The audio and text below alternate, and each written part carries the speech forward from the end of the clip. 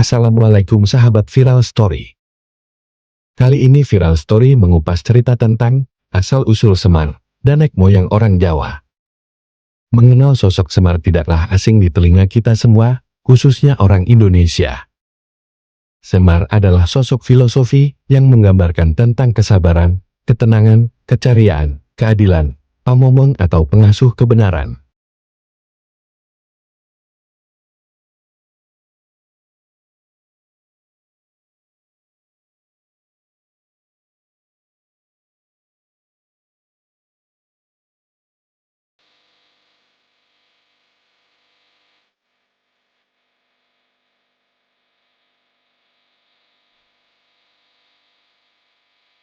Menguak asal-usul Semar yang dianggap sebagai leluhur tanah Jawa bukanlah hal mudah. Pasalnya, ada beragam versi cerita menarik tentang tokoh tersebut. Sejumlah hasil penelitian yang menyebutkan Semar adalah nama tokoh utama Punakawan dalam pewayangan Jawa, Sunda, dan Bali. Tokoh ini dikisahkan sebagai pengasuh sekaligus penasihat para ksatria dalam kisah Mahabharata dan Ramayana.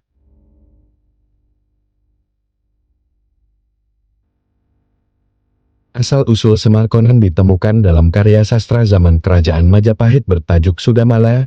Dalam kisah itu, Semar disebut sebagai abdi dari Sadewa. Bukan sekadar abdi, dia juga dianggap sosok yang selalu menebar humor untuk memecahkan ketegangan. Dalam kitab lengkap, tokoh Semar merupakan titisan Sang Hyang Ismaya.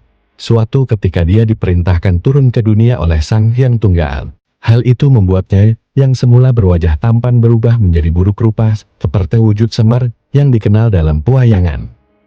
Namun ada juga cerita lain yang menyebut tubuh Semar berubah menjadi besar, gemuk, dan bundar karena menelan gunung. Sementara menurut buku dunia, asal-usul Semar memang asli dari Jawa. Semar adalah nama leluhur masyarakat Jawa yang bayangannya dipertunjukkan dalam pewayangan yang bersifat religiosi. Dia juga dianggap sebagai nenek moyang orang Jawa dan tokoh kesayangan dari mitologi religis asli masyarakat Jawa. Makna nama Semar, ada beberapa versi. Nama Semar konon berasal dari bahasa Arab, Ismar yang dalam pengucapan dialek Jawa menjadi Semar. Ismar berarti paku yang fungsinya sebagai penguat.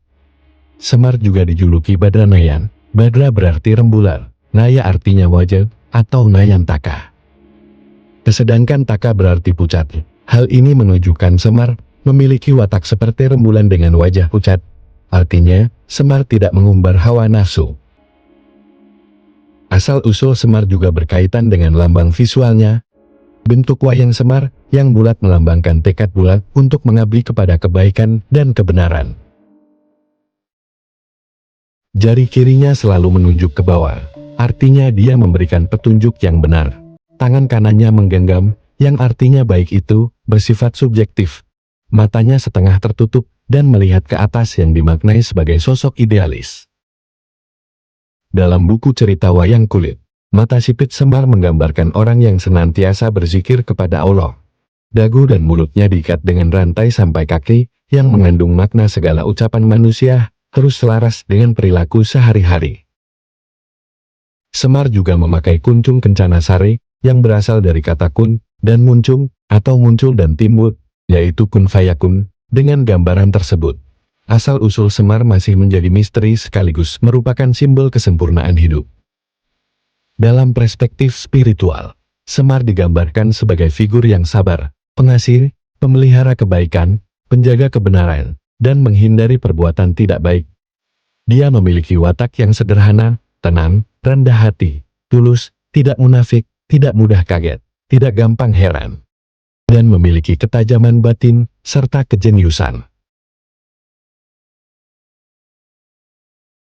Profesor Antropologi Sastra Universitas Negeri Yogyakarta, Suwadi Endraswara, menyebutkan dalam Hasanah Spiritual Jawa, Semar adalah samar-samar lambang guru sejati. Semar dapat menjadi personifikasi hakikat guru sejati yang sejalan dengan konsep manunggaling kaula Gusti.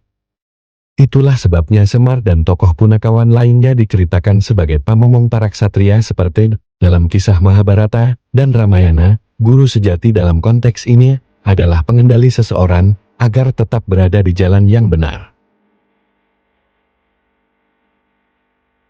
Terima kasih sudah mendengarkan kisah viral story. Jika penjelasan di video ini kurang lengkap, lengkapilah di kolom komentar. Terima kasih.